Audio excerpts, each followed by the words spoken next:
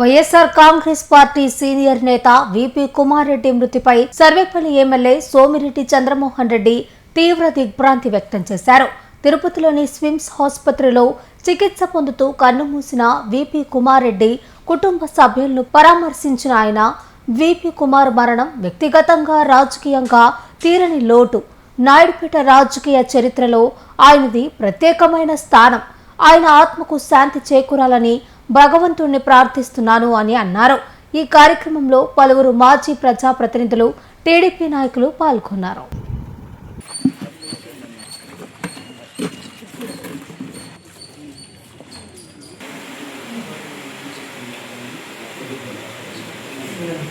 స్నేహితుడు 1987 నేను central bank chairman ఉంటే డాక్టర్ విపి కుమార్ రెడ్డి గారు ఆయన డైరెక్టర్గా ఉండేవాడు.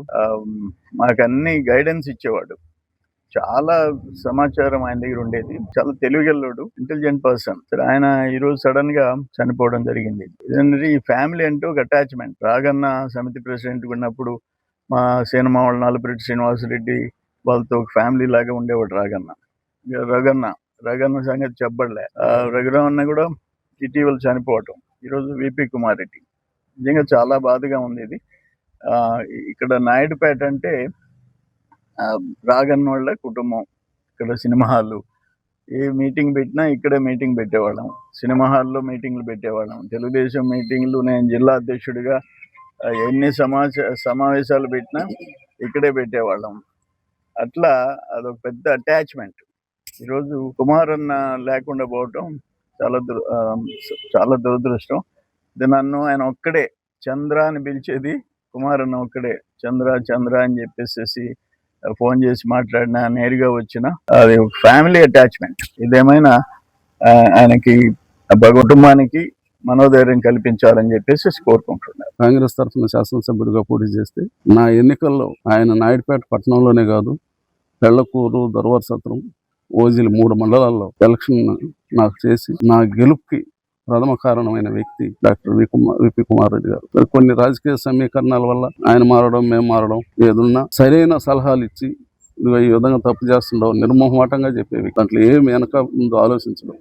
నువ్వు ఈ విధంగా తప్పు చేస్తున్నావు, ఇది మార్చుకో, ఈ విధంగా చేసుకోవాలని చెప్పని మాకు సరైన సూచనలు ఇచ్చిన వ్యక్తి కుమారెడ్డి గారు. మరి అలాంటి వ్యక్తి ఈరోజు మరణించాడంటే మేము జీర్ణించుకోలేకుంటున్నాం. ఆయన ఒక డాక్టర్గా, మరి ఒక విషయం తెలిసిన వ్యక్తిగా మాకందరికి చాలా మందికి ఆయన గైడెన్స్గా ఉన్నాడు. మరి అలాంటి వ్యక్తి మరణించడం, ముఖ్యంగా 2 ఉన్నారు ఇక్కడ, రఘునాథ్ రెడ్డి గారు, కుమార్ రెడ్డి గారు. మరి వాళ్ళిద్దరు లేని లోటు మాకు ఎవరు తీరుస్తారో మాకే అర్థం కావడం లేదు. భవిష్యత్తు ఇక్కడి నుంచి రాజకీయాలు జరపాలంటే మరి పెద్ద ఆయన రాఘవరెడ్డి గారు మరణించిన తర్వాత రఘునాథ్ రెడ్డి గారు చేశారు. మరి ఆ విధంగా కుమార్ రెడ్డి గారు కూడా సహకరించారు. మరి భవిష్యత్తులో మరి ఆ కుటుంబాన్ని కూడా కాపాడాలా. ఆయన కుమార్ రెడ్డి గారు ఆయనకు ఆత్మ శాంతించాలని చెప్పని భగవంతుని కోరుతూ